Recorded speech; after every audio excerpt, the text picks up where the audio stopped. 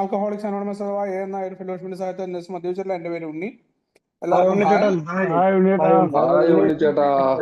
Hi ഉണ്ണിച്ചേട്ടാ. Hi hi hi. ചരിത്രത്തില് വളരെ പ്രധാനപ്പെട്ട സ്ഥലത്തൂടെയാണ് നമ്മൾ പോയിക്കൊണ്ടിരിക്കുന്നത്.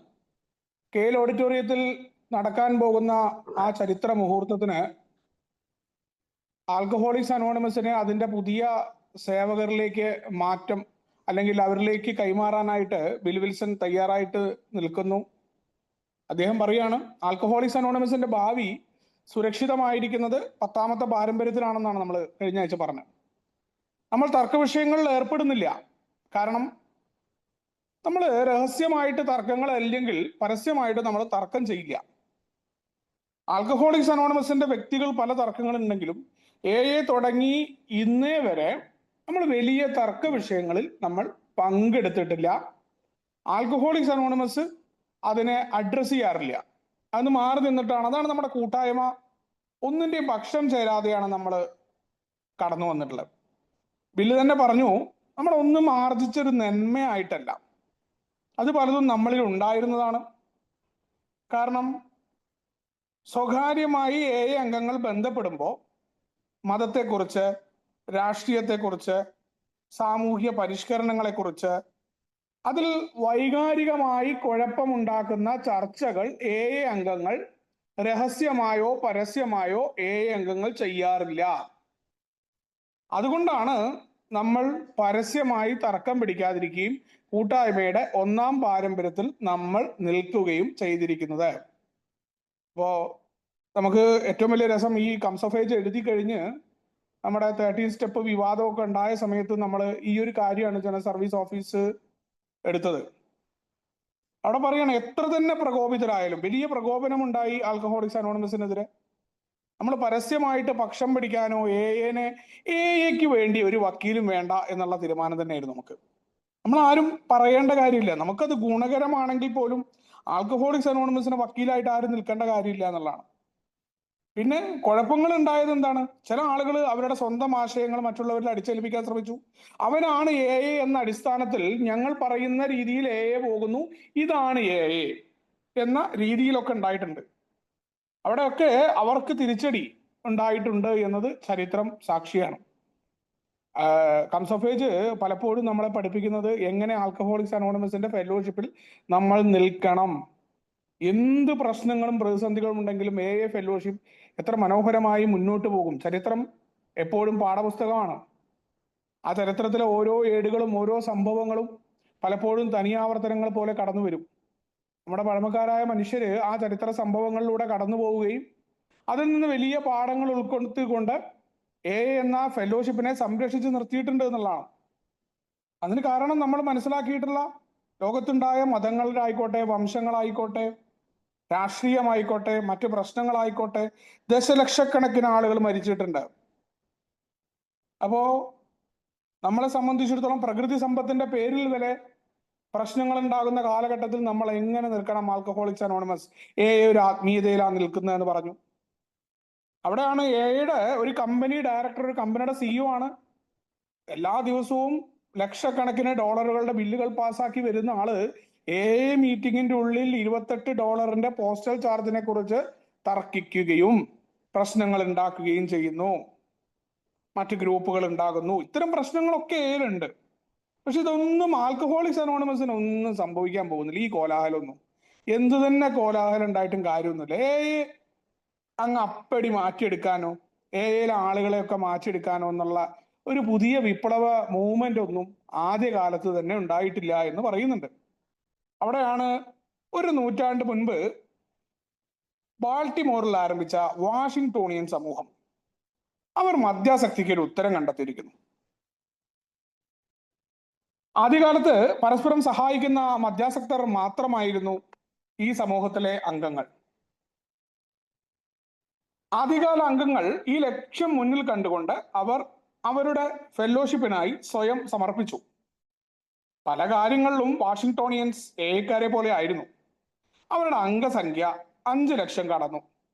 അവർ ഒറ്റ ലക്ഷ്യത്തിൽ നിലകൊണ്ടിരുന്നെങ്കിൽ അവർക്ക് പൂർണ്ണ ഉത്തരം ലഭിക്കുമായിരുന്നു. പക്ഷെ വാഷിംഗ്ടോണിയൻസ് രാഷ്ട്രീയക്കാരെയും പരിഷ്കർത്താക്കളെയും മദ്യാസക്തരല്ലാത്തവരെയും അവരുടെ ഉദ്ദേശങ്ങൾക്കായി സമൂഹത്തെ ഉപയോഗിക്കാനായിട്ട് വിട്ടു നൽകി. ഉദാഹരണത്തിന് അടിമത്ത നിർമ്മാർജ്ജനം അന്നത്തെ പ്രധാന വിഷയമായിരുന്നു. ഈ വിഷയത്തിൽ വാഷിംഗ്ടോണിയൻ വക്താക്കൾ പക്ഷപാതപരമായ പ്രഭാഷണങ്ങൾ നടത്തി. ഒരുപക്ഷെ മദ്യനിരോധന വിവാദത്തിൽ നിന്ന് രക്ഷപ്പെട്ടാലും അമേരിക്കൻ ജനതയുടെ മദ്യപാനശീലങ്ങളെ പരിഷ്കരിക്കാൻ ശ്രമിച്ചത് അവർക്ക് വിനയായി തീർന്നു. ചിലരൊക്കെ തീവ്രവാദികളായ കുരിശു യുദ്ധക്കാരായി. വർഷങ്ങൾക്കുള്ളിൽ മദ്യാസക്തരെ സഹായിക്കാൻ കഴിയാത്തവരായി ആ സമൂഹം നശിച്ചു. വളരെ പ്രധാനപ്പെട്ട, നമുക്ക് എന്നും പഠിക്കേണ്ട, അല്ലെങ്കിൽ നമ്മളെ കൃത്യമായി ഓർമ്മപ്പെടുത്തുന്ന ഒന്നായിരുന്നു വാഷിംഗ്ടോണിയൻസിന്റെ ചരിത്രം. അതിന്റെ സംഖ്യ കണക്കെടുക്കുകയാണെങ്കിൽ ബില്ല് എഴുതിയ 5 ലക്ഷം എന്നുള്ളതിന് പകരം ഒരു 6 ലക്ഷത്തോളം അംഗങ്ങളായിരുന്നു എന്ന് പറയപ്പെടുന്നുണ്ട് അവരെ കുറിച്ച് നടന്ന പഠനങ്ങളിൽ. 6 ലക്ഷത്തോളം പേര് അവരിൽ ഉണ്ടായിരുന്നു. 6 പേര് കൂടി ബാറിൽ നിന്ന് ആരംഭിച്ചിട്ടുള്ള ഒരു പരിപാടിയാണ്. തങ്ങളുടെ പൊതുപ്രശ്നമായ മദ്യാസക്തിക്ക് ഒരു പരിഹാരം ഉണ്ടാകണം എന്ന് പറയുന്ന ഗ്രൂപ്പ് തെറാപ്പി എന്ന ആശയത്തിൽ തന്നെയായിരുന്നു വാഷിംഗ്ടോണിയൻസ് നിന്ന്. പക്ഷെ എന്താ പ്രശ്നം എന്ന് വെച്ചാൽ, ഈ മദ്യാസക്തരെ കുറിച്ച് എപ്പോഴും പറയാറുണ്ട്, പാപ്പരായ ആദർശവാദികളാണ് മദ്യാസക്തര്. മദ്യാസക്തര് അവർ ഈ ലോകത്തെ പരിഷ്കരിക്കാനായിട്ട് മുന്നിട്ടിറങ്ങും. അതിന് എഐനെ കൂട്ടുപിടിച്ചിറങ്ങുമ്പോൾ കുഴപ്പമുണ്ടാവും എക്കാരുമായിട്ട്.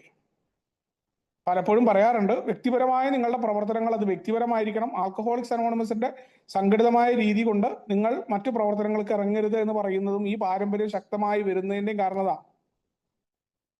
ഓരോ ആളുകളും എന്തുകൊണ്ട് അനോണമിറ്റി പാലിക്കണം, ഇതിലെല്ലാം നമ്മൾ പാഠങ്ങൾ പഠിച്ചുകൊണ്ടാണ്. ആവശ്യമില്ലാത്ത വിഷയങ്ങളിൽ ഇടപെടാതിരിക്കുന്നത്, ഇതെല്ലാം അതുകൊണ്ടാണ്. കാരണം വാഷിംഗ്ടോണിയൻസിനെ സംബന്ധിച്ചിടത്തോളം ഈ ലോകം അങ്ങ് നന്നാക്കി കളയാം എന്ന് പറഞ്ഞ പോലെ മദ്യാസക്തരല്ലാത്ത ആൾക്കാരെയും സമൂഹത്തെ ഉപയോഗിക്കാനായിട്ട് അവർ വിട്ടു നൽകി. അവിടുത്തെ കുട്ടികളൊക്കെ മറ്റാളുകൾക്ക് ക്ലാസ് എടുക്കാൻ തുടങ്ങി. മാത്രമല്ല, ഏറ്റവും പ്രധാനമായ വിവാദത്തിൽ അമേരിക്കയിലെ നിയമനിർമ്മാണ സഭയിൽ അധികാരം ചെലുത്താൻ കെൽപ്പുള്ളവരായിട്ട് ഈ ഒരു സംഘം മാറി. അമേരിക്കയെ മൊത്തത്തിൽ ഗ്രസിച്ച മദ്യനിരോധനം എന്ന് പറയുന്ന സംഭവം, മദ്യനിരോധനത്തെ പരിപൂർണമായിട്ട് അതിനെ പിന്നിൽ നിന്ന് സപ്പോർട്ട് ചെയ്തു. പിന്നീട് നമ്മുടെ ബിൽ വിൽസനൊക്കെ മദ്യപിച്ചതിന്റെ കഥകൾ പറയാറുണ്ട്. ബില്ല് ആ കള്ളക്കടത്തിലൂടെ ഇന്ന് ആ കനാല് കടക്കാൻ ഉപയോഗിക്കുന്ന ബോട്ടുണ്ട്. ബില്ലിന്റെ ജീവിതത്തിൽ ബില്ല് എഴുതിയിട്ടുണ്ട്. ആ രീതിയിലെ കള്ളക്കടത്തിലൂടെ ആയിരുന്നു ബില്ലും കള്ളു കുടിച്ചിട്ടുണ്ട് ആ സമയത്ത് എന്ന് പറയാറുണ്ട്. അതേപോലെ ബോബാണെങ്കിൽ വാറ്റി കുടിച്ചു എന്ന് പറയാറുണ്ട് ഈ സമയത്ത്. അപ്പൊ കള്ളുടിയന്മാര് കള്ളു കുടിച്ചിട്ടുമുണ്ട്. ആവശ്യമില്ലാത്ത മദ്യനിരോധനം എന്ന് പറയുന്ന പ്രശ്നത്തിൽ പോയിട്ട് ഇടപെട്ടു. ആളുകളെ അങ്ങ് പരിഷ്കരിച്ച് കളയാം, എല്ലാവരും മദ്യം ഉപയോഗിക്കരുത് എന്നുള്ള സമൂഹത്തെ പരിഷ്കരിക്കാൻ പോയി, സമൂഹത്തെ നന്നാക്കാനായി പോയി. മദ്യാസക്തരല്ലാത്ത ആളുകളെ അംഗങ്ങളാക്കി അവരെ ഇതിൽ കയറ്റി ക്ലാസ് എടുത്ത് കളയാം, സാമ്പത്തികമായിട്ട് ഉന്നമനത്തിലേക്ക് എങ്ങനെ മറ്റുള്ളവർക്ക് മാറാം എന്നുള്ള കാര്യത്തിൽ അവരുടെ വാഷിംഗ്ടോണിയൻസിന്റെ പേരിൽ അവർ ക്ലാസ് എടുക്കാൻ ആരംഭിച്ചു. മാത്രമല്ല, അടിമത്തം എന്ന് പറയുന്ന സംഗതി അന്ന് വളരെ രൂക്ഷമായിട്ട് പബ്ലിക്കലി നടക്കുന്നുണ്ട്. അതിലിവര് കുറച്ചാളുകൾ ഈ വാഷിംഗ്ടോണിയൻസിന്റെ പേരിൽ തന്നെ പരിപാടികൾ സംഘടിപ്പിക്കാൻ തുടങ്ങി. ഇതൊക്കെ എന്താ ഉണ്ടാവുകയെന്ന് വെച്ചാൽ, വ്യക്തിപരമായിട്ട് അംഗങ്ങൾ ഇടപെടുന്ന പോലെ ആയിരുന്നില്ല അത്. അവരവിടെ പോയിട്ട് കാര്യങ്ങൾ നടത്തുമ്പോൾ ഇതിനെ അനുകൂലിക്കുന്ന വിഭാഗവും എപ്പോഴും 2 വിഭാഗം ഉണ്ടാവും. 2 അല്ല, പല വിഭാഗങ്ങൾ ഉണ്ടാവും. നമുക്കറിയാം, ഒരു കാര്യത്തിൽ എപ്പോഴും ഒരു അഭിപ്രായമല്ല മനുഷ്യർക്ക് ഉണ്ടാവുക. മറ്റു പല അഭിപ്രായമുള്ള മനുഷ്യരുണ്ടാവും. പലരും പല രീതിയിലാണ് അവരുടെ കാര്യങ്ങൾ തീർക്കുക. പ്രത്യേകിച്ച് മദ്യാസക്തരായതുകൊണ്ട് അവരുടെ പക നമ്മൾ ഈ പറയാറുണ്ട് എപ്പോഴും. പ്രോഗ്രാമിലല്ലാന്നുണ്ടെങ്കിൽ തീർച്ചയായിട്ടും നമുക്ക് നമ്മുടെ ദേഷ്യവും നീരസങ്ങളും ഒഴിവാക്കാൻ പറ്റില്ല. നിസാരമായ ഒരാൾ നമ്മളോട് ചിരിച്ചിട്ടില്ല എന്ന് പറഞ്ഞ് അയാളെ തകർക്കാൻ ഇറങ്ങുന്ന കിങ് ബേബി സ്വഭാവമുള്ള ആളുകളാണ് നമ്മൾ. അപ്പോൾ അങ്ങനെയുള്ള മദ്യാസക്തരുടെ ഇടയിൽ 2 തരം ഗ്രൂപ്പുകളായി, വലതുപക്ഷവും ഇടതുപക്ഷവും കൂടുതൽ ലിബറൽ ആശയങ്ങൾ കടന്നു വന്നു. ആരാ പരിഷ്കരണത്തിന്റെ ഒപ്പം നിൽക്കേണ്ട, ഇവർ സപ്പോർട്ട് ചെയ്യുന്ന രാഷ്ട്രീയ കക്ഷിയായി ഗ്രൂപ്പിന്റെ ഉള്ളിൽ ഗ്രൂപ്പ് നടത്താൻ തുടങ്ങി ഇവര്. അവർക്ക് എന്താ സംഭവിച്ചതെന്ന് വെച്ച് കഴിഞ്ഞാല്, വാഷിംഗ്ടോണിയൻസിന്റെ ഉള്ളിൽ ആളുകൾ ഇങ്ങനെ തരംതിരിഞ്ഞ് മാറാൻ തുടങ്ങി. അവരെ എതിർക്കാൻ തുടങ്ങി. ഇതിൽ കുറച്ച് ആളുകൾ എന്തായി, അവരുടെ മതം കുരിശ് യുദ്ധക്കാരായിക്കൊണ്ട് അവരുടെ മതത്തിലേക്ക് വന്നാലാണ് ക്രിസ്ത്യാനികളായിരിക്കണം, അല്ലെങ്കിൽ മതം മാറണം, യേശുവിന്റെ മാർഗത്തിലേക്ക് വരണം എന്ന് പറഞ്ഞ പ്രവർത്തനങ്ങൾ നടത്തി. അപ്പോൾ അവർക്കെതിരെ വേറെ ഗ്രൂപ്പ് ഉണ്ടായി. അത്തരത്തിലേക്കുള്ള കുഴപ്പങ്ങൾ ആ ഫെലോഷിപ്പിനെ പതുക്കെ അവരങ്ങ് നശിച്ചു പോയി എന്നുള്ളതാണ്. ഒറ്റമായിട്ടല്ല, ഓരോ ഭാഗത്തു നിന്ന് അവരുടെ ഉള്ളിൽ നമ്മുടെ ഒന്നാമത്തെ പാരമ്പര്യമൊക്കെ പ്രസക്തമായി നിൽക്കുകയും ബാക്കി മുഴുവൻ പാരമ്പര്യങ്ങളും നമ്മൾ ഐക്യത്തോടു കൂടി നിൽക്കാനാണ്. അതുകൊണ്ടാണ് നമ്മൾ ആവശ്യമില്ലാത്ത വിവാദങ്ങളിൽ ഇടപെടില്ല, എന്ന നിലയിൽ അഭിപ്രായം പറയില്ല എന്നത് വാഷിംഗ്ടോണിയൻസിന്റെ പ്രധാന പാഠമാണ് നമ്മുടെ മുന്നിൽ. വാഷിംഗ്ടോണിൽ നിന്നുള്ള പാഠം ആൽക്കഹോളിക്സ് അനോണിമസിന് അവഗണിക്കാനാവില്ല. അവരുടെ നാശം കണ്ട നമ്മുടെ ആദ്യകാല അംഗങ്ങൾ നമ്മുടെ സമൂഹത്തെ പൊതു പ്രശ്നങ്ങളിൽ നിന്നും മാറ്റി നിർത്തി. നമ്മൾ അന്നും ഇന്നും എന്നും നമ്മൾ പുലർത്തുന്ന ഒരു പരിപാടിയാണ് പൊതുവായ പ്രശ്നങ്ങൾ. ആൽക്കഹോളിക്സ് അനോണിമസിന് അതിൽ യാതൊരു അഭിപ്രായമില്ല. വ്യക്തിപരമായിട്ട് നിങ്ങൾക്ക് പറയണോ പറയാം, എയുടെ പേരിൽ അതിന് പ്രസ്താവന നടത്താനോ എയുടെ പേരിൽ കാര്യങ്ങൾ പറയാനോ. അതുകൊണ്ടാണ് അനോണിമിറ്റിക്കൊക്കെ ഇത്രയും നമ്മൾ പ്രാധാന്യം നൽകുന്നതിന്റെ കാരണം കൂടി. കാരണം ഏതെങ്കിലും ഒരു വ്യക്തി, പ്രശസ്തരായ വ്യക്തികൾ അവർ ചെയ്ത പ്രവർത്തികൾക്ക് ഉത്തരം പറയേണ്ട അവസ്ഥ വരും. എപ്പോഴും അങ്ങനെയാണല്ലോ, ആ സംഘടന ഉത്തരം പറയണം എന്നുള്ള രീതിയിലാണ് ആളുകൾ ആവശ്യപ്പെടുക. അപ്പൊ പ്രാഥമിക ഉദ്ദേശത്തിൽ നിന്ന് മാറിക്കൊണ്ട് വലിയ കുഴപ്പങ്ങൾ ഉണ്ടാവും. അപ്പോൾ വാഷിംഗ്ടോണിയൻ എന്ന് പറയുന്ന ആ ഒരു ഫെലോഷിപ്പിന്റെ തകർച്ച നമുക്ക് വലിയ പാഠങ്ങളാണ്. ചരിത്രം എപ്പോഴും പറയുന്ന പോലെയാണ്, നമുക്ക് വലിയ പാഠങ്ങൾ പഠിക്കാൻ പറ്റുന്നതാണ് നമ്മുടെ ഓരോ ചരിത്രവും. നമ്മുടെ മുന്നേ കടന്നുപോയ ആളുകളായിക്കോട്ടെ, നമ്മൾ പറയാറുണ്ട് മറ്റുള്ളവരുടെ വീഴ്ചകൾ നമുക്ക് റിലാപ്സ് ഉണ്ടാവണമെന്നില്ല, പ്രശ്നം ഉണ്ടാവുമെന്ന് മനസ്സിലാക്കാൻ. വീണ്ടും ഉണ്ടാകുന്ന കുടി എനിക്ക് മാറ്റി നിർത്തണം എന്നുണ്ടെങ്കിൽ ഇങ്ങനെ ഞാൻ ചെയ്താൽ കുടി ഉണ്ടാകുമെന്ന് വീണ്ടും പോയി കുടിച്ച ആളുകൾ പറഞ്ഞിട്ടുണ്ട്. അപ്പൊ എനിക്ക് കുടിക്കാതിരിക്കണമെങ്കിൽ ഞാൻ എന്ത് ചെയ്യണം എന്നറിയാൻ പറ്റും. അതേപോലെയാണ് ആൽക്കഹോളിക്സ് അനോണിമസിന്റെ ഫെലോഷിപ്പിന് മുന്നേ ഉണ്ടായിരുന്ന മദ്യാസക്തി എന്ന് പറയുന്ന തങ്ങളുടെ പൊതു പ്രശ്നത്തിന് വേണ്ടി ഉണ്ടായ ടീമാണ് വാഷിംഗ്ടോണിയൻ. അവരാണ് ചിഹ്ന ഭിന്നമായി പോയി. ആവശ്യമില്ലാത്ത കാര്യങ്ങൾ, അത് എന്തിൽ ഇടപെട്ടു എന്നുള്ളതല്ല, ഓരോ കാര്യങ്ങളിലും കുറച്ച് ആൾക്കാർക്ക് ശരിയെന്ന് തോന്നുന്നത് എല്ലാ കാലത്തും ഉണ്ടായിട്ടുണ്ട്. അതുകൊണ്ടാണ് നമ്മുടെ ബിഗ് ബുക്കിൽ എപ്പോഴും പറയാറുണ്ട് എല്ലാ വാദങ്ങൾക്കും എതിരെ ഒരു വാദമുണ്ട് എന്ന് പറയുന്നതിന്റെ കാരണം. എല്ലാ മനുഷ്യർക്കും അവരവരുടെ അഭിപ്രായങ്ങൾ ഉണ്ടാവും. ഒരിക്കലും നമ്മൾ വിചാരിച്ച പോലെ എല്ലാവരും ഒരേപോലെ യോജിച്ച് വരാറില്ല. അവിടെയാണ് നമ്മുടെ രണ്ടാമത്തെ പാരമ്പര്യം. ഗ്രൂപ്പ് കോൺഷ്യസിനെ നമ്മൾ അംഗീകരിക്കുന്നു, നമ്മൾ ആത്മീയമായ പാതയിലൂടെ മാറുന്നു. നമ്മൾ പടികളിലൂടെ കടന്നു പോവുകയും നമ്മളെ വിലയിരുത്തുകയും ചെയ്യുമ്പോഴേ നമുക്ക് പാരമ്പര്യം അനുഷ്ഠിക്കാൻ പറ്റൂ എന്നുള്ളതാണ് ഏറ്റവും വലിയ രസം. അപ്പോഴേ നമുക്കിത് മനസ്സിലാവുള്ളൂ. അതല്ലെങ്കിൽ നമ്മൾ പിടിച്ച മുയലിനാണ് 3 കൊമ്പ് എന്ന അവസ്ഥയിലേക്ക് നമ്മൾ മാറും. നമ്മുടെ അഭിമാനബോധം അവിടെ കുഴപ്പമുണ്ടാവും. നമുക്കവിടെ സ്വതന്ത്രമായിട്ട് കാര്യങ്ങൾ കാണാൻ പറ്റില്ല. വ്യക്തികൾക്കെതിരെ ആരോപണങ്ങൾ ഉണ്ടാകുമ്പോൾ നമ്മുടെ മുൻധാരണകൾ നമ്മൾ മാറ്റില്ല. നമുക്ക് തുറന്ന് ചിന്തിക്കാൻ പറ്റില്ല. ഓൾറെഡി നമ്മുടെ മനസ്സ് അടച്ചിട്ടുണ്ടാവും. കാരണം വ്യക്തിബന്ധിതമായി നമ്മൾ മാറുന്നത് നമ്മൾ തിരിച്ചറിയില്ല. പാരമ്പര്യങ്ങളെ മനസ്സിലാക്കാൻ പടികൾ നിന്നിരുക. അപ്പൊ നമുക്ക് ഒരു വ്യക്തികളോടും അത്യന്തികമായ ദേഷ്യം ഉണ്ടാവില്ല. അത് ആരും ആയിക്കോട്ടെ.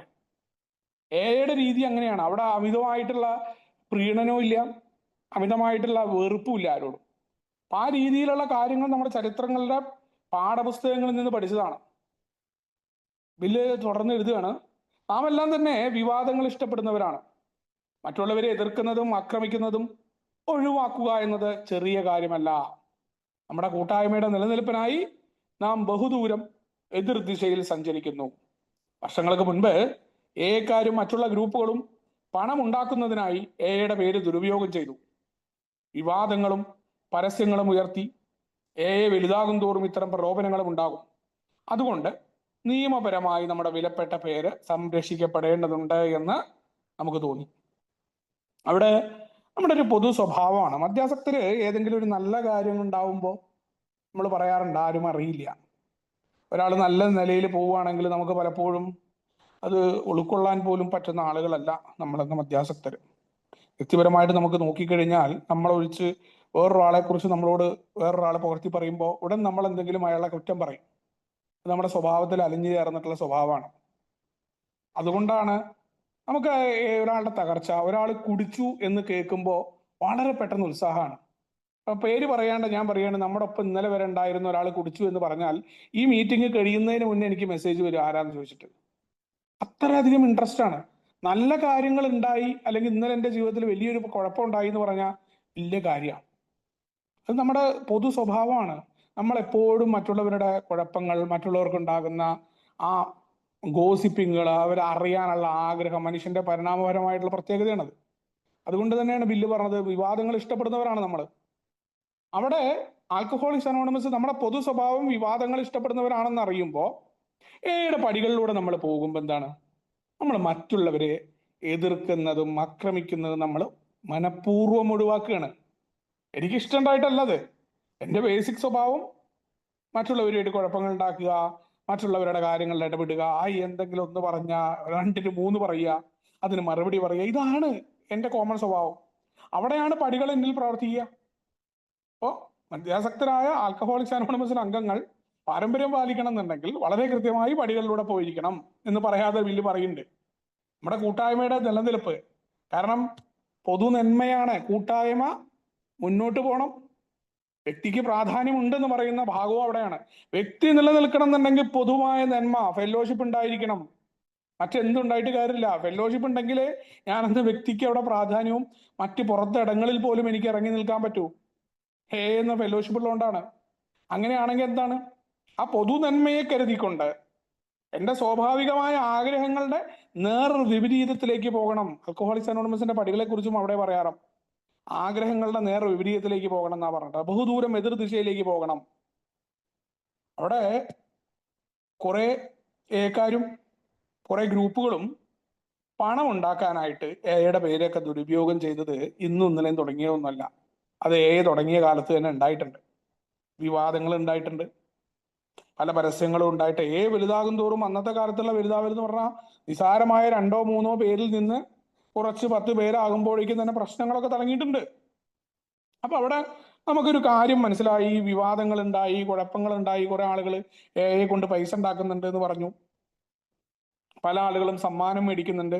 പല ആളുകളും മോശമായ രീതിയിൽ 12ാം പടിയിലെത്തുന്ന സ്ത്രീകളെ ചൂഷണം ചെയ്യുന്നുണ്ട് പറഞ്ഞു. തുടക്കകാലത്തൊക്കെ അമേരിക്കയിലൊക്കെ വളരെ വ്യാപകമായിട്ട് തന്നെ സ്ത്രീകൾ എത്തിപ്പെട്ടിരുന്നു. അവിടെയൊക്കെ പുരോഗമനമുള്ള നാടുകളായതുകൊണ്ട് തന്നെ അവിടെ പറയാൻ മടിയില്ല. അപ്പൊ നമ്മുടെ ഒരു സമൂഹത്തിൽ ഒരു സ്ത്രീ ചോദിച്ച പോലെ ഉണ്ട്, ഒരു സ്ത്രീ കുടിച്ചു വന്നു എന്നറിയുമ്പോൾ ആ സ്ത്രീയെ കാണുന്ന വിധവും പുരുഷനെ കാണുന്ന വിധവും വേറെ രീതിയിലാണ് നമ്മുടെ സമൂഹം ഇന്നും എന്നാലോചിക്കണം നമ്മൾ. അവിടെയാണ് അമേരിക്കയിൽ ആ കാലങ്ങളിൽ എത്രയോ സ്ത്രീകൾ വരുമായിരുന്നു. അപ്പൊ ആ സ്ത്രീകളെയൊക്കെ മിസ്യൂസ് ചെയ്യുന്ന ആളുകൾ അന്നുണ്ടായിരുന്നു. ഇതൊന്നും നമ്മളില്ല എന്നൊന്നും പറഞ്ഞിട്ടില്ല. തുടക്കം മുതൽ തന്നെ അത്തരം പ്രശ്നങ്ങളും ഉണ്ട്. പക്ഷെ നമ്മളപ്പോൾ നമ്മുടെ പൊതു നന്മയെ കരുതുന്ന ബാക്കി ഉള്ള അംഗങ്ങൾ, എൻ്റെ ഫെല്ലോഷിപ്പ് എന്ന് പറയുന്ന ഓരോ അംഗവും, എൻ്റെ ഈ ഫെല്ലോഷിപ്പ് എനിക്ക് നിലനിൽക്കേണ്ട ആവശ്യമുണ്ട്, ഇതിനെ ഞാൻ നിലനിർത്തണം, ഞാൻ എന്താണ് ചെയ്യുക? അപ്പോൾ ഇത് സാധ്യമാക്കുന്നതിനായിട്ട് എല്ലാ സംസ്ഥാനങ്ങളും വിദേശ രാജ്യങ്ങളും ആൽക്കഹോളിക്സ് അനോണിമസിന്റെ പേര് ഉൾപ്പെടുത്തുന്നതിനായിട്ട് ട്രസ്റ്റിമാർക്ക് ഒരു നിർദ്ദേശം കൊടുത്തിട്ടുണ്ട്. നമ്മൾ പല രീതിയിൽ അത് സങ്കീർണമായ, മെനക്കെട്ട, വളരെയധികം പ്രശ്നങ്ങളുള്ള രീതിയിലേക്ക് മാറി. അത് സാങ്കേതികതയിൽ ഒതുങ്ങി നിന്നു, ചുവപ്പ് നാട കടന്നു വന്നു. എല്ലാ സ്ഥലത്തുമുള്ള എയുടെ പേര് എങ്ങനെ കൊടുക്കണം എന്നുള്ള രീതിയിൽ പല രീതിയിലുള്ള ചർച്ചകൾ, ട്രസ്റ്റിമാർക്കുള്ള നിർദ്ദേശങ്ങൾ കൊടുത്തു. പക്ഷെ അത് എല്ലാ ഗ്രൂപ്പുകളിലേക്കും ചർച്ച എത്തിയില്ല. ഇനി മിസ്റ്റർ ആൻഡ് മിസിസ് അനോണിമസ് എന്ന പേരിൽ ഒരു തിരക്കഥയുമായിട്ട് ഒരു പ്രമുഖ സിനിമാ നിർമ്മാതാവ് രംഗത്തെത്തിയതോടെ പ്രശ്നം ഒരു പൊട്ടിത്തെറിയോടെ പുനർജനിച്ചു. കുറിച്ചുള്ള വർണ്ണന അസന്തുലിതവും മോശവുമായിരുന്നു. പേര് മാറ്റാൻ സമ്മതിച്ചെങ്കിലും തിരക്കഥയിൽ കാര്യമായ മാറ്റം വരുത്താൻ കമ്മിറ്റി തയ്യാറായില്ല. നമുക്ക് എന്ത് ചെയ്യാനാകും? അവിടെ അടുത്ത വിവാദം കടന്നു വരുന്നു. മിസ്റ്റർ ആൻഡ് മിസിസ് അനോണിമസ് എന്ന പേരിൽ ഒരു സിനിമാ നിർമ്മാതാവ് വന്നു. വേറെ ആളുകളുടെ ജീവിതമാണ്. അതില് എനെ കുറിച്ച് വളരെ മോശമായ എയുടെ കാഴ്ചപ്പാടുകളുണ്ട്. നമ്മൾ അതിൽ നിൽക്കുന്ന രീതിയിലല്ല എനെ അവർ കാണിച്ചിട്ടുള്ളത്. ശക്തമായ രീതിയിൽ അതിനെക്കുറിച്ചുള്ള അഭിപ്രായങ്ങൾ ഉണ്ടായി. ഈ കാര്യങ്ങൾ ഇങ്ങനെ ചെയ്യാൻ പാടില്ല. നമുക്കറിയാം, ജാക്ക് അലക്സാണ്ടറുടെ ലേഖനമൊക്കെ കൊടുക്കുമ്പോൾ ബില്ല് എത്ര തവണ ഗ്രഹപാഠം ചെയ്തിട്ടുണ്ട്. ജാക്ക് അലക്സാണ്ടറെ തന്നെ മാസങ്ങളോളം ഓരോ ഗ്രൂപ്പുകളിലേക്ക് ഇറക്കി വിട്ടിട്ടാ നമ്മൾ വിട്ടിട്ടുള്ളത്. അതുകൊണ്ടാണ് പബ്ലിക് ഇൻഫർമേഷന്റെ ഒക്കെ പാംലെറ്റിൽ, പബ്ലിക് ഇൻഫർമേഷൻ വർക്ക് ബുക്കിലും എല്ലാ സ്ഥലത്തും ബില്ല് എഴുതാറുണ്ട്. എന്താണ് യഥാർത്ഥ വാർത്ത, എങ്ങനെയായിരിക്കണം നമ്മൾ പബ്ലിക്കുമായിട്ട് ബന്ധപ്പെടേണ്ടത്, എങ്ങനെയായിരിക്കണം നമ്മൾ പ്രസ്സുമായി ബന്ധപ്പെടേണ്ടത്. നമ്മൾ ആലോചിക്കണം. ഇത്രയൊന്നും അംഗസംഖ്യ ഇല്ലാതിരുന്ന കാലത്തും നമ്മൾ പുലർത്തിയിരുന്ന ജാഗ്രത ഉണ്ട്. അതും ജാക്ക് അലക്സാണ്ടറിന്റെ ഒക്കെ ആ ഒരു സാറ്റർഡേ ഈവനിങ് പോസ്റ്റ് എന്ന് പറയുന്ന പത്രം അമേരിക്കയിലെ ഏറ്റവും പ്രധാനപ്പെട്ട ഒന്നായിരിക്കുമ്പോഴാണ് ബില്ല് ചില കാര്യങ്ങൾക്ക് വാശി പിടിച്ചവിടെ വരികയാണെങ്കിൽ അത് നല്ല രീതിയിലായിരിക്കണം എന്നാണ്. ആ നല്ല രീതിയാണ് കുത്തൊഴുക്ക് പോലെ ആൽക്കഹോളിക്സ് അനോണിമസിലേക്ക് അംഗങ്ങൾ വരാൻ ആരംഭിച്ചത്. അപ്പൊ ഏതൊരു പ്രവൃത്തി ചെയ്യുമ്പോഴും വഴിപാട് പോലെ ചെയ്യാതെ അത് കൃത്യതയോടുകൂടി എൻ്റെ ജീവൻ രക്ഷിച്ച ഫെല്ലോഷിപ്പിന് വേണ്ടി ചെയ്യുന്ന പ്രവൃത്തിയാണ് എന്ന ഭാവന ആണെങ്കിൽ ആ രീതിയിലാണ് നമ്മുടെ പഴമക്കാരായ മനുഷ്യർ, ബിൽ വിൽസൺ അടക്കം ഓരോ മനുഷ്യരും ഈ ഫെല്ലോഷിപ്പിൽ കാത്തു സൂക്ഷിച്ചതെന്നുള്ളതാണ്. അപ്പോ ഈ ഒരു സിനിമയുടെ കഥ ആൽക്കഹോളിക്സ് അനോണിമസിന്റെ പേരിനെ മൊത്തത്തിൽ നാശകോശമാക്കുന്നതാണ്. ഇത് പുറത്തേക്ക് വന്നു കഴിഞ്ഞാൽ എന്താ ഉണ്ടാവുക, എയെ കുറിച്ച് തെറ്റായ സന്ദേശങ്ങൾ അവിടെ വരും എന്ന് വന്നു. അങ്ങനെ എയുടെ പേര് ദുരുപയോഗം ചെയ്തതിന് കമ്പനിക്കെതിരെ നിരോധന ഉത്തരവ് നേരിടാൻ ഞങ്ങൾ തീരുമാനിച്ചു. നിയമ നടപടികൾ നമ്മൾക്ക് അനുകൂലമായി മാറ്റിയെടുക്കാൻ കമ്പനിയെ പ്രേരിപ്പിച്ചു. അല്ലാത്ത പക്ഷം എയുടെ തത്വങ്ങൾക്കെതിരെ കേസ് കൊടുക്കാനും വിവാദങ്ങൾക്ക് ചെന്നുപെടാനും നമുക്ക് ഇടവന്നേനെ. ഞങ്ങൾ ആവേശഭരിതരായി. അപ്പോ ആൽക്കഹോളിക്സ് അനോണിമസിന്റെ പേര് ദുരുപയോഗം ചെയ്തതിന് കമ്പനിക്ക് നിരോധനമായ ഉത്തരവ് കൊടുക്കാനായിട്ട് നമ്മൾ ചെല്ലുകയാണ്. അവിടെയാണ് ഈ ചരിത്ര സംഭവത്തിന് ശേഷം നമ്മുടെ ബെർണാഡ് സ്മിത്ത് ഒരു പുതിയ ആശയവുമായിട്ട് വന്നു. ഒരു വക്കീൽ എന്ന നിലയിൽ പ്രതിനിധി സംബന്ധമായ ഒരു പ്രമാണം ആൽക്കഹോളിക്സ് അനോണിമസിന് എളുപ്പത്തിൽ നേടിയെടുക്കാൻ പറ്റും. ഈ നയം എയുടെ പേര് എവിടെയും സംരക്ഷിക്കുന്നു പറഞ്ഞു. ഇത് നമ്മളെ റെഡ് ക്രോസ് പോലെയുള്ള മറ്റനേകം സ്ഥാനങ്ങളുടെ കൂട്ടത്തിൽ പെടുത്തും. എയുടെ പേര് ദുരുപയോഗം ചെയ്യുന്നത് സംരക്ഷിക്കും. അങ്ങനെയാണ് ബെർണാഡ് സ്മിത്തിന്റെ ഒരു പുതിയ ആശയവുമായിട്ട് നമ്മുടെ ബെർണാഡ് സ്മിത്ത് നമ്മുടെ അദ്ദേഹത്തിനെ കുറിച്ച് നമ്മളിവിടെ വ്യക്തിപരമായ കഥയിൽ പറഞ്ഞിട്ടുണ്ടായിരുന്നു. അപ്പോൾ അദ്ദേഹം പുതിയൊരു ആശയം വന്നു. അതല്ലാന്നുണ്ടെങ്കിൽ ആൽക്കഹോളിക്സ് അനോണിമസിന്റെ പേരിനെ ദുരുപയോഗപ്പെടുത്താനുള്ള സാധ്യതയുണ്ട്. ഇത്തരം പ്രമാണങ്ങൾ എയുടെ ദുരുപയോഗം ചെയ്യാനുള്ള ആരുടെയും ശ്രമങ്ങളെ തടയുമെന്ന് നമ്മൾ കരുതി. ഇത്തരത്തിൽ കനമുള്ള നിയമത്തിന്റെ വടി ആരെങ്കിലും ഈ നിയമത്തെ കബളിപ്പിക്കാൻ ശ്രമിച്ചാൽ അവർക്കെതിരെ ഉപയോഗിക്കാൻ നമ്മുടെ ജനറൽ സർവീസ് ഓഫീസ് തയ്യാറാകുന്നത് പോലെ തോന്നി. പക്ഷേ ആൽക്കഹോളിക്സ് അനോണിമസിന്റെ ജനറൽ സർവീസ് കോൺഫറൻസിന്റെ മനസാക്ഷി മറ്റൊന്നായിരുന്നു. ജീവിത രീതിയെ ഇത്തരത്തിൽ നിയമപരമായി സംഘടിപ്പിക്കുന്നതിന്റെ വിഡ്ഢിത്തം കോൺഫറൻസ് ചൂണ്ടിക്കാട്ടി. പ്രകോപനം എന്തു തന്നെയാണെങ്കിലും നിയമം കൊണ്ട് ആരെ വേണമെങ്കിലും ആക്രമിക്കാം. ശുദ്ധമായ നിയന്ത്രണം കൊണ്ട് മാത്രം നാം തൃപ്തിപ്പെടാനിടയില്ല. പ്രകോപനങ്ങളെ തുടർന്ന് നാം പൊതു താൽപര്യ ഹർജി നൽകാൻ നിർബന്ധിതരാകും. അതുവഴി നമ്മൾ വിവാദങ്ങളിലേക്ക് ചെന്നുപെടും. ഒരു യുദ്ധ തന്ത്രം നിർമ്മിച്ച് നമുക്ക് ഒരിക്കലും യുദ്ധം ചെയ്യാനാകില്ല എന്ന ധാരണയിൽ നമ്മൾ യുദ്ധത്തിന് തയ്യാറാകുന്ന ആയുധം വീട്ടിൽ സൂക്ഷിക്കുന്നതിന് തുല്യമാണത്. ഒരു സംഘടനയല്ല എന്ന് നമ്മൾ പാരമ്പര്യങ്ങൾ പറയുകയും സംഘടനാ തലത്തിൽ നിയമനിർമ്മാണവുമാണ് ഇവിടെ നമ്മൾ ചെയ്യുന്നത്. നിയമപരമായ ചോദ്യങ്ങളുടെയും നേട്ടങ്ങളുടെയും വിവാദങ്ങളുടെയും നാം മറക്കേണ്ടതാണ് എന്ന് കോൺഫറൻസ് കണ്ടെത്തി. ഗ്രൂപ്പിലും പൊതുജന അഭിപ്രായത്തിലുമാണ് നമ്മുടെ പരമമായ സുരക്ഷിതത്വം. വളരെ ചരിത്ര പ്രസിദ്ധമായ തീരുമാനം നടന്ന സമയമാണത്. കാരണം ബെർണാഡ് സ്മിത്തിനെ പോലെയുള്ള ആളുകൾ നമ്മുടെ ഒപ്പമുണ്ട്. നമുക്ക് സമൂഹത്തിൽ വമ്പൻ രീതിയിൽ നമ്മളെ സപ്പോർട്ട് ചെയ്യാനുള്ള റോക്ക്ഫെല്ലർ അടക്കമുള്ള ആളുകളുമായിട്ടൊക്കെ നമുക്ക് വളരെ ബന്ധം. കുറേ ആളുകൾ നോൺ ആൽക്കഹോളിക്കായ ആളുകൾ എയുടെ പ്രവർത്തനങ്ങൾ മനസ്സിലാക്കിയിട്ട് നമ്മുടെ ഒപ്പമുണ്ട്. നമുക്ക് വേണമെന്നുണ്ടെങ്കിൽ എയുടെ പേരിന് വേണ്ടിയിട്ടുള്ള നിയമനിർമ്മാണങ്ങളിൽ ഏർപ്പെടാം, പല പ്രശ്നങ്ങളിലും ചെയ്യാം. എയുടെ പേര് ദുരുപയോഗം ചെയ്യുന്ന ആളുകളെ കേസിൽ കൊടുക്കാൻ പറ്റും. നമുക്കാണെങ്കിൽ നമ്മൾ ഒരിക്കലും അങ്ങനത്തെ നിയമ നടപടികൾക്ക് പോകാറില്ല. ഈ കേസ് കൊടുക്കുക എന്നത് വലിയ കാര്യമൊന്നുമില്ല. അനങ്ങിക്കഴിഞ്ഞാൽ കേസ് കൊടുക്കുന്ന ആൾക്കാരുണ്ടാവും. അവര് വിചാരിക്കുന്നത് ഈ പറയും, നമ്മൾ പറയില്ലേ പൊട്ടക്കിണറ്റിൽ കിടക്കുന്ന തവളകളെ പോലെയുള്ള ആളുകൾ. തിരിച്ച് ആളുകൾ പ്രതികരിക്കാത്തതിന്റെ കാരണം എയുടെ ആത്മീയത ഈ ചരിത്രത്തിൽ ഉറങ്ങിക്കിടക്കുന്നുണ്ടാ. ആൽക്കഹോളിക്സ് അനോണിമസ് ഈ പാഠം പഠിച്ചിട്ടുണ്ട്. അന്ന് നമ്മൾ ചരിത്ര പ്രസിദ്ധമായ തീരുമാനങ്ങൾ എടുത്തിട്ടുണ്ട്. ബെർണാഡ് സ്മിത്ത് അദ്ദേഹം പുറത്ത് മദ്യാസക്തനല്ലാത്ത എയുടെ ട്രസ്റ്റിയാണ്. അദ്ദേഹം പറഞ്ഞു, ഞാൻ നിങ്ങൾക്ക് വേണ്ടി പല കാര്യങ്ങളും ചെയ്തു തരാം, ഇതിന് പ്രത്യേക നിയമം ഉണ്ടാക്കാം, എയുടെ പേര് ദുരുപയോഗം ചെയ്യുന്ന ആളുകളെ നമുക്ക് നിയമത്തിന്റെ കർശനമായ ദണ്ഡ് ഉപയോഗിച്ചുകൊണ്ട് നമുക്ക് തടഞ്ഞു നിർത്താനായി പറ്റും എന്ന് പറഞ്ഞു. റെഡ് ക്രോസിനെ പോലെയുള്ള സംഘടനകളുടെ സ്ഥാനത്തിൽ പെടുത്തും. വളരെയധികം സംരക്ഷിക്കപ്പെടും എയുടെ പേര്. എനെ അങ്ങനെ പെട്ടെന്നൊന്നും ചെയ്യാൻ പറ്റില്ല. നമ്മുടെ ജനറൽ സർവീസ് ഓഫീസും മദ്യാസക്തരും ഭയങ്കര ആവേശത്തിലായി. നമുക്ക് അങ്ങനെയാണല്ലോ, നമുക്ക് എന്തെങ്കിലും കേസ് വരിക, ഒരാളെ അങ്ങ് കൊടുക്കുക, ഒരു കുഴപ്പമുണ്ടാവുക, ഇതൊക്കെ വലിയ സംഭവമായിട്ട് നമ്മൾ കരുതും. പക്ഷേ ഉണ്ടല്ലോ, അവിടെയാണ് എയുടെ രണ്ടാം പാരമ്പര്യത്തിന്റെ പ്രസക്തി കിടക്കുന്നത്. എത്ര വില്യന്റെ ജീവിതത്തിലായിക്കോട്ടെ, സുപ്രധാനമായ ആൽക്കഹോളിക്സ് അനോണിമസിന്റെ തീരുമാനങ്ങളിലായിക്കോട്ടെ, രണ്ടാം പാരമ്പര്യം വലിയൊരു സംഭവമായിരുന്നു. അവിടെ ഒരാളുടെ ഈഗോയും നടന്നിട്ടില്ല. ഒരാളും വാശി പിടിച്ച പോലെ. അതായിരുന്നു യഥാർത്ഥത്. നല്ലത് മികച്ചതിന്റെ ശത്രുവാണ് എന്ന രീതിയിലാണ് ആൽക്കഹോളിക്സ് അനോണിമസിന്റെ ചരിത്രം നമ്മളെ പഠിപ്പിച്ചത്. നമ്മൾ നമ്മുടെ മാത്രം താല്പര്യം, കേസ് കൊടുക്കുക, അല്ലെങ്കിൽ മറ്റുള്ളവരെ ആക്രമിക്കുക, എതിർത്ത് നിൽക്കുന്നവരെ നിശ്ശേഷം ചെയ്യുക എന്ന് പറയുന്ന ആ പഴയ കാടൻ രീതികളല്ല. ഒരു തെറിക്ക് ഉത്തരം മുറിപ്പത്തൽ കൊടുക്കുക, ബാറിൽ പോയിരുന്നാ പോരെ, എന്തിനാ ഏല് നിൽക്കുന്ന? ഈ രീതിയിൽ മറുപടി പറയാനാണെങ്കിൽ ഞാൻ വളരെ കൃത്യമായിട്ട്, ആൽക്കഹോളിക്സ് അനോണിമസ് ആത്മീയമായ പദ്ധതിയാണ്. ഇവിടെ എങ്ങനെയാണ് ഞാൻ മറുപടി കൊടുക്കേണ്ടത്? ഇത്തരം കാര്യങ്ങളെ എങ്ങനെയാണ് ഞാൻ അതിനെ നേരിടേണ്ടത്? ഓരോ അംഗവും അവരുടെ മനസാക്ഷിയോട് ചോദിച്ചു, ഞങ്ങൾ യുദ്ധം ചെയ്യണോ? ഇവിടെ മദ്യത്തോട് പോലും പോരാടുന്നില്ല എന്ന് 11ാമത്തെ പടിയിൽ നമ്മൾ പറയുന്നു. മദ്യത്തോട് പോലുമുള്ള പോരാട്ടം നമ്മൾ നിർത്തിയിരിക്കുന്നു. അവിടെയാണ് ഏടെ മനസാക്ഷി. മറ്റ് ഗ്രൂപ്പുകൾ ജനറൽ സർവീസിലെ, പൊതുവെ ജനറൽ സർവീസ് ക്വാർട്ടേഴ്സിൽ ഉണ്ടായിരുന്ന ആളുകൾ ഏടെ നോൺ ട്രസ്റ്റിമാര് ഒരു പരിധിവരെ ബില്ലിനെ വരെ സ്വാധീനിക്കുന്ന രീതിയിലേക്ക് ഈ തീരുമാനം കടന്നു വരികയാണ്. കാരണം ഭൂരിപക്ഷത്തിന്റെ തീരുമാനം, അല്ലെങ്കിൽ ആളുകൾ പൊതുവെ അഭിപ്രായപ്പെടുന്ന അതാവുമ്പോൾ അദ്ദേഹം അങ്ങനെ ചിന്തിക്കുന്നു. അവിടെ പക്ഷെ മാറ്റം ഉണ്ടായി. ജനറൽ സർവീസ് കോൺഫറൻസ് നടന്നപ്പോ, സർവീസ് കോൺഫറൻസ് ആണ് പരമാധികാരി വരുന്നത്, അല്ലാതെ തീരുമാനം എടുക്കാൻ പറ്റില്ല. അവിടെ പറഞ്ഞു, പ്രകോപനം എന്തു തന്നെ ആയിക്കോട്ടെ, ഏത് രീതിയിലായിക്കോട്ടെ, ആൽക്കഹോളിക്സ് അനോണിമസ് എന്ന നമ്മുടെ ആത്മീയ ഫെലോഷിപ്പിനെതിരെ നമ്മളിവിടെ സംഘടിത പ്രസ്ഥാനമല്ല എന്നൊരു സൈഡ് പറയാം.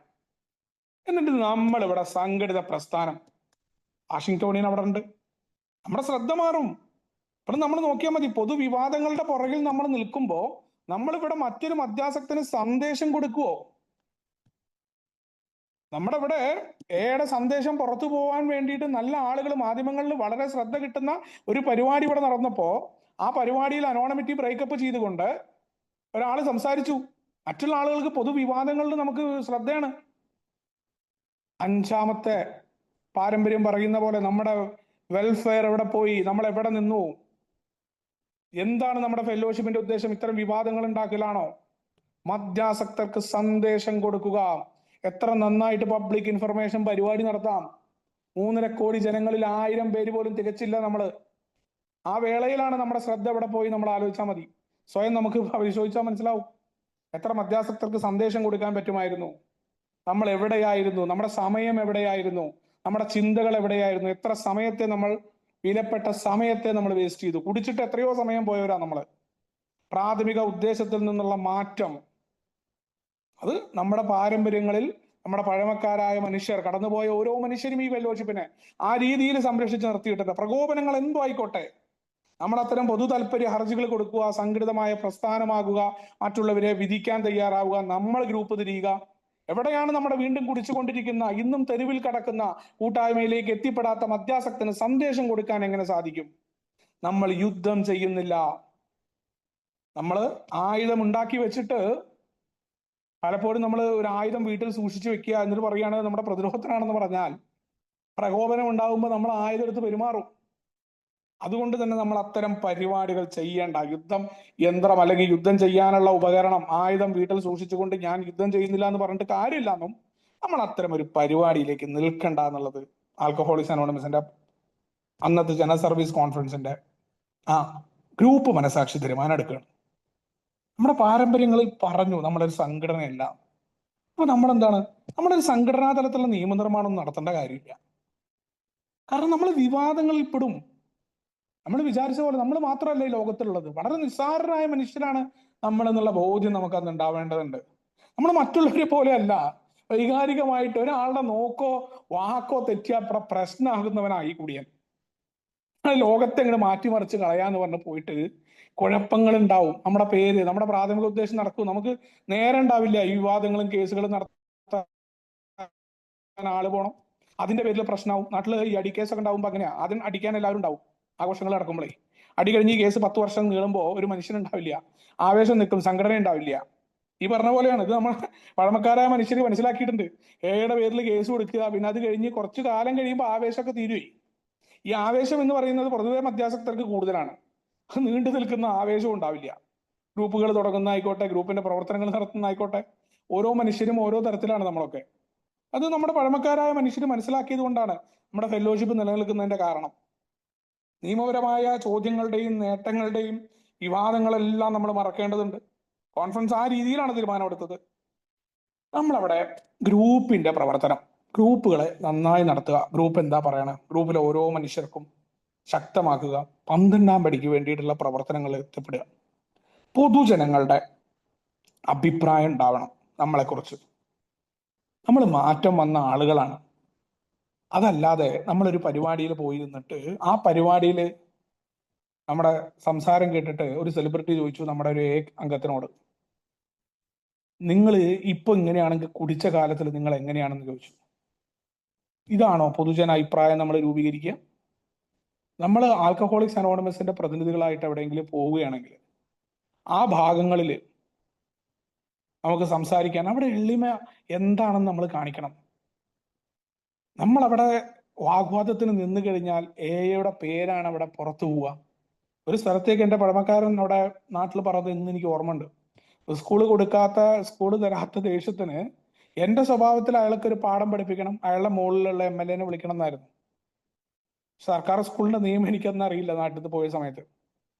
കാരണം എക്ക് സ്കൂൾ തന്നില്ല എന്നുള്ള ആവേശമാണ് എന്നോട് പറഞ്ഞു, പഴമക്കാരൻ പറഞ്ഞു പൊട്ടിക്കടങ്ങാൻ പറഞ്ഞു. അവിടെ എയുടെ പരിപാടിക്ക് നിന്റെ ആവേശമൊക്കെ അവിടെ വെച്ചു പറഞ്ഞു.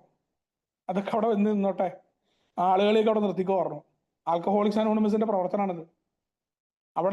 നീ അവിടെ നടത്തുന്ന ഓരോ ആവേശവും, നീ കാണിക്കുന്ന എക്ക് വേണ്ടിയിട്ടാണെന്ന് പറയുന്ന മുഴുവൻ കാര്യവും നീ എയോട് കാണിക്കുന്ന നന്ദി കേടാവെന്ന് പറഞ്ഞു. ആ പ്രധാന അധ്യാപകൻ ആ ഹയർ സെക്കൻഡറി സ്കൂളിന്റെ അധ്യാപകനോട് എത്ര നല്ല നിർദ്ദേശമായിരുന്നു അറിയാം പഴമക്കാരന്റെ.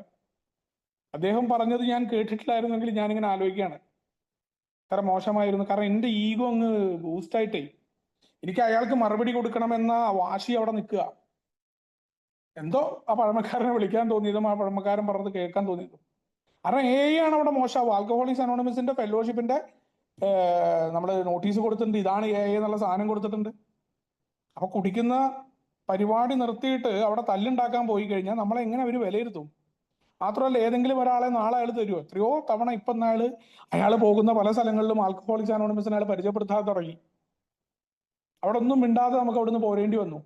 അവിടെ നമ്മുടെ തോൽവിയല്ല, കാരണം ഫെലോഷിപ്പിന് വേണ്ടി ചില കാര്യങ്ങൾ നമ്മൾ ചെയ്യേണ്ടതുണ്ടാവും എന്നുള്ളതാണ്.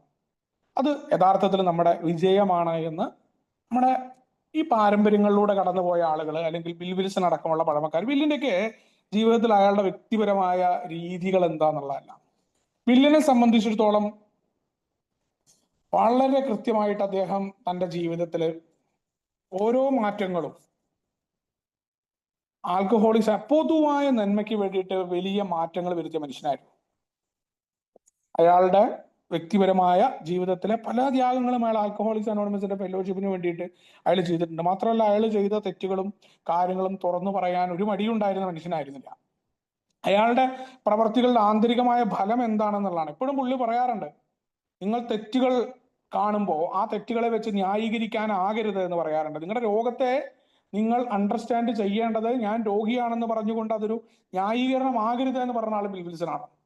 അതിനുള്ള മാറ്റങ്ങൾ ഉണ്ടാകാൻ ഓരോ കാര്യവും ചരിത്രത്തിൽ ഉണ്ടായിട്ടുള്ള ഓരോ പാഠങ്ങളും ബില്ലൊക്കെ സ്വന്തം വ്യക്തിപരമായ പല നേട്ടങ്ങളും അദ്ദേഹത്തിന് ഉണ്ടാക്കാൻ പറ്റുന്നിടത്തും അത് വേണ്ട എന്ന് തന്റെ ഗ്രൂപ്പിന്റെ അംഗങ്ങൾ പറയുന്ന വാക്കുകൾ കേട്ട് വന്ന ആളുകളാണ്. അതിന്റെ തുടർച്ചയാണ് നമുക്ക് ഇന്ന് കിട്ടുന്ന, നമ്മൾ പറയും പണ്ട് അവർ കൊണ്ട വെയിലാണ് നമുക്ക് ഇന്നുള്ള തണൽ എന്ന് പറയാറുണ്ട്. നമ്മുടെ ഫെലോഷിപ്പിന് ആ രീതിയിൽ അന്നുണ്ടായിരുന്ന മുഴുവൻ പ്രശ്നങ്ങളിലും അല്ലെങ്കിൽ ഏതെങ്കിലും ഒരു വിവാദങ്ങളിലൊക്കെ പൊട്ടിയൊലിച്ചു പോയിട്ട് വാഷിംഗ്ടോണിയൻസിനെയൊക്കെ പോലെ പൊതുവിവാദങ്ങളിൽ പെട്ടില്ലാണ്ടാകുന്ന ഫെലോഷിപ്പ് ഒരു വലിയ മാതൃക കാണിച്ചു. അന്ന് ബില്ലടക്കമുള്ള ആളുകൾ എടുത്ത മാതൃകയാണ് പിന്നീട് 13ാം പടിയുടെ ബില്യൺ കണക്കിന് ആളുകൾ അല്ലെങ്കിൽ മില്യൺ കണക്കിന് ആളുകളിലേക്ക് എത്തിയ വീഡിയോകൾ ഉണ്ടായപ്പോൾ നമ്മളവിടെ അടുത്ത പാംലെറ്റ് ഇറക്കി. അവിടെ സേഫ്റ്റി ഇൻ എങ്ങനെയായിരിക്കണം പുതുതായിട്ട് വരുന്ന അംഗങ്ങളോടുള്ള നിലപാട്, സ്ത്രീകളോട് എങ്ങനെയായിരിക്കണം ആ കാര്യത്തിലാണ് പ്രവർത്തനമായിട്ട് മുന്നോട്ട് പോയി. വിവാദം അവിടെ നടന്നോട്ടെ എന്ന് പറഞ്ഞു. ഒരു അംഗത്തിനോടും നമുക്ക് അങ്ങനെ നിർദ്ദേശം കൊടുക്കാൻ പറ്റാത്തതുകൊണ്ട് ജനറൽ സർവീസ് കോൺഫറൻസിന്റെ ഗ്രൂപ്പ് മനസാക്ഷി തീരുമാനിച്ചു, ഒരാളും പരസ്യമായിട്ട് ഇതിൽ പ്രതികരിക്കരുത്. അംഗങ്ങൾ എന്ന നിലയ്ക്ക് എവിടെയും പറഞ്ഞില്ല. അതിനോട് അഭിപ്രായം ചോദിച്ചപ്പോൾ ഞങ്ങൾക്ക് അതിൽ യാതൊരു അഭിപ്രായവും ഞങ്ങൾക്ക് പറയാനില്ല എന്നാ പറഞ്ഞ മാധ്യമങ്ങൾ വിളിച്ചിരുന്നു. ആൽക്കഹോളിക്സ് അനോണിമസിന് നമ്മുടെ നാട്ടിലത്തെ പോലെയല്ല, അവിടെ നന്നായിട്ട് അറിയാം അവർക്ക്. അതുകൊണ്ട് തന്നെ അവർ വിളിച്ചപ്പോൾ നമ്മൾ പരസ്യമായ ഒരു പ്രതികരണവും കൊടുത്തിട്ടില്ല. അതിന്റെ നടപടികളും കാര്യങ്ങളും ഞങ്ങൾ എടുത്തുകൊണ്ടിരിക്കുകയാണെന്ന് പറഞ്ഞ ഗ്രൂപ്പ് മനസാക്ഷിക്കനുസരിച്ച് പ്രവർത്തനം മറ്റ് സംഘടനകളെ പോലെയല്ല എന്ന് അവിടെയുള്ള മാധ്യമങ്ങൾക്കും അറിയാം. അപ്പൊ അത്തരം ചരിത്രപ്രധാനമായ ഈ കാലഘട്ടത്തിലും നമ്മൾ കടന്നു പോകുന്ന ഈ നൂറ്റാണ്ടിലെ ആൽക്കഹോളിക്സ് അനോണിമസിന്റെ പ്രധാന പ്രശ്നങ്ങൾ ഉണ്ടാകുമ്പോൾ അവിടെയും എടുത്ത തീരുമാനം ഈ പറയുന്ന മുന്നേ കടന്നുപോയ മനുഷ്യർ, ബിൽ വിൽസൺ അടക്കമുള്ള ഓരോരുത്തരോടുമുള്ള നന്ദി എത്ര പറഞ്ഞാലും തീരാൻ പറ്റാത്തതും അവരുടെ ആ കഷ്ടപ്പാടുകളും അവർ ചെയ്ത ആ ഒരു ത്യാഗത്തെ എന്നും നന്ദിയോടുകൂടി ഓർത്തുകൊണ്ടാണ് ഈ ഒരു ഭാഗത്ത് നിർത്തുന്നത്. ബാക്കി ഭാഗം അടുത്ത ആഴ്ച പറയാമെന്ന് വെച്ചാൽ എന്നെ കേട്ടിരുന്നതിന് നന്ദി പറഞ്ഞുകൊണ്ട് എല്ലാവർക്കും വിഭാവനം ചെയ്ത സുബോധാശംസ നിർത്തുന്നു. Thank you. താങ്ക് യു ഉണ്ണിച്ചേട്ടാ, താങ്ക് യു സോ മച്ച്. ആദ്യം തന്നെ നന്ദി പറയുകയാണ് ഉണ്ണിച്ചേട്ടനും ഷിബിച്ചേട്ടനോടുമുള്ള നന്ദി ഈ അവസരത്തിൽ അറിയിക്കുന്നു. ആർക്കെങ്കിലും